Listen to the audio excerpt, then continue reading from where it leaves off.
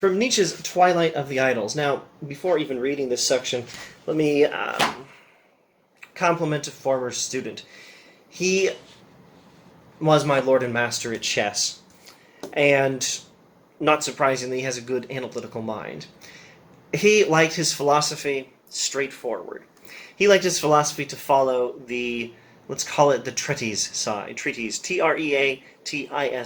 This is a book like the writings of Spinoza, or the writings of Leibniz, or the writings of Locke, or the writings of Aristotle, a book where the philosopher says, this is what I think, here's why, and presents his views in an orderly fashion. This particular student did not like the literary side of philosophy. The literary side of philosophy is the side of philosophy where the philosopher writes dialogues, conversations between two different characters, or where the philosopher writes stories, or where the philosopher writes poetry. On one side of philosophy, the treatise side, we have the surviving works of Aristotle, we have Thomas Aquinas, we have John Locke, Spinoza, Leibniz, Kant, we have most of the writings of Hume, and so on. Modern analytical English-speaking philosophy. And on the other side, the literary side of philosophy, we have the writings of Plato.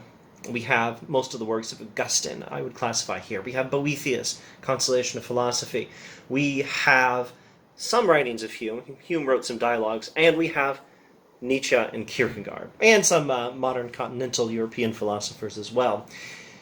This particular student was, he loved the treatise side of philosophy. He liked Spinoza kind of philosophy.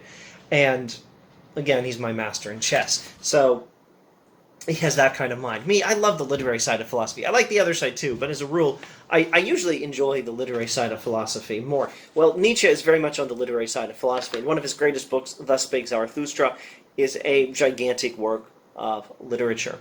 Well, Twilight of the Idols is mostly on the literary side, but here is a passage where Nietzsche pauses to state things almost systematically. Here's how it goes. We are in Section 6 of Reason and Philosophy in the Twilight of the Idols. You will be thankful to me if I condense such an essential and new insight into 4 theses.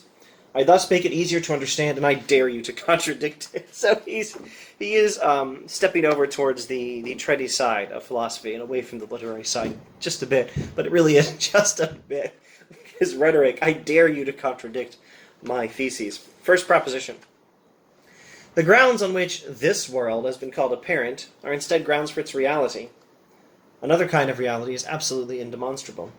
Second proposition, the distinguishing marks which have been given to the true being of things, quote, end quote, are the distinguishing marks of non-being, of nothingness. The, quote, true world, end quote, has been constructed by contradicting the actual world. This true world is in fact an apparent world, insofar as it is just a moral optical delusion. Third proposition, it makes no sense whatsoever to tell fictional stories about another world than this one, as long as the instinct to slander, trivialize, and look down upon life is not powerful within us. In that case, we revenge ourselves on life with the phantasmagoria of another, better life. Fourth proposition, dividing the world into a true and an apparent world, whether in the style of Christianity or in the style of Kant, a sneaky Christian to the end. Kant is a sneaky Christian, is merely a move inspired by decadence, a symptom of declining life. I will stop there and try to paraphrase and summarize this for you a little more systematically than Nietzsche does. He's talking about intellectual idols, ideas people have worshipped, particularly the idea of a higher reality, a higher world which is thought to be better than this world, which is thought to be ultimate reality, true reality. The idea of a true world which is beyond this world, and the rejection of this world as some sort of lower reality or merely an illusion. He's talking about the idea that ultimate reality must be being, unchanging being, a perfect is, and not a thing in state of becoming. Ultimate reality must be that, according to the ideas Nietzsche is critiquing. And this life, as the illusion of a reality in change, must therefore be despised, disdained, rejected, and we must move past the body and embrace pure reason. He's critiquing this sort of idea. And he says, in fact, The grounds on which this world, the world of our senses, the world of our experience, has been called apparent, as in the grounds on which this world that we perceive with our bodies to be in a state of change, the grounds on which this world that we perceive has been accused of not being the real world, are actually grounds for its reality. Our experience of a world in change is actually grounds for recognizing reality actually is in change. The world we perceive with our senses is real. The distinguishing marks which have been given to the true being of things, or the distinguishing marks of non-being, of nothingness.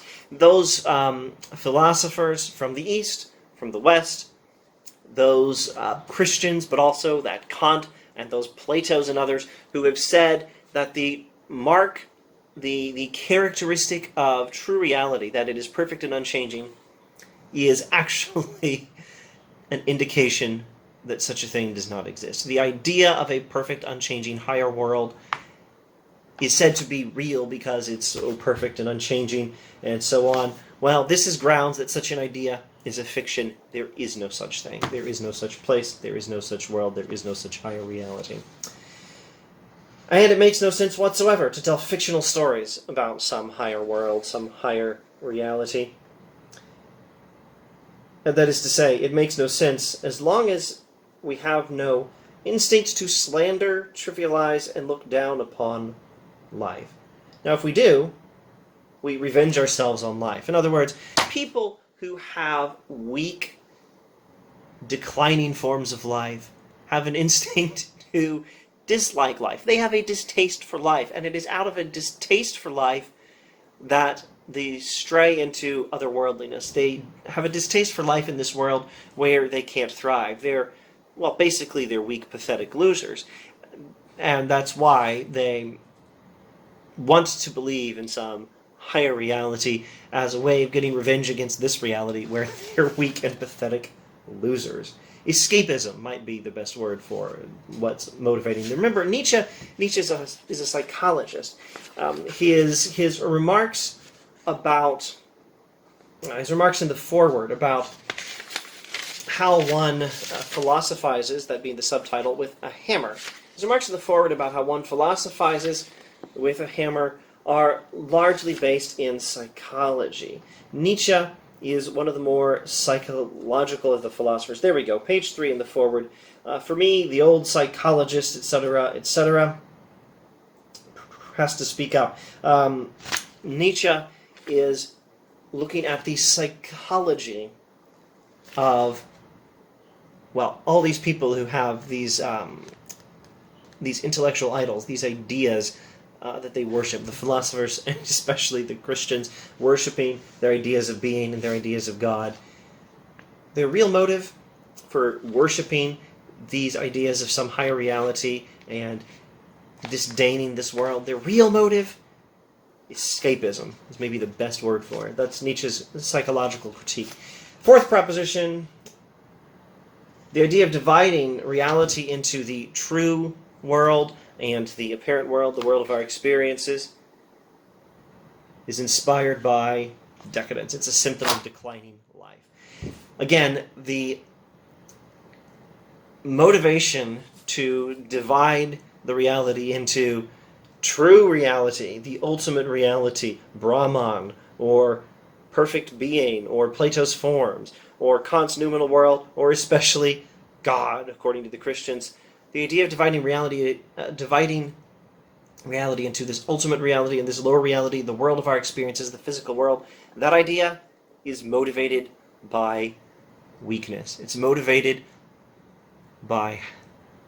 a symptom of having a weak and declining form of life. The real reason for it is that one is a pathetic loser in this world. That's why one dreams of a better world.